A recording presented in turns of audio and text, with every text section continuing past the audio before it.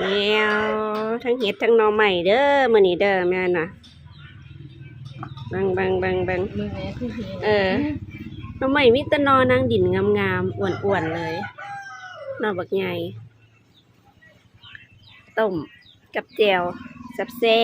บๆมาเบิ่งหน้าผู้หาเป็นแนว ซ้อมเฮ็ดอยู่ค้าอยู่ไปเก็บมาอีกแล้วเบิ่งก็ได้เป็นกระตาเก็บมาให้น้องเพิ่นว่านี่จะแม่นแพงกันหลายเนาะ เก็บมาสมขาโทษเอาเขามาเอาไปต้มแน่เพิ่นว่า เพิ่นบอกเด้เพิ่นว่าเพิ่นสิต้มเองคันสั่นก็บ่ไปหามาต้มไว้หลายแล้วกินตู้เย็นเจ้าของไปใส่ตู้เย็นนะแป้ง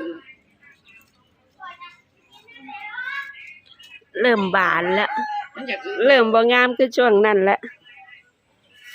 มันแรงเนาะ เริ่มแรงเนาะฝนบ้านเฮาบ่ค่อยตก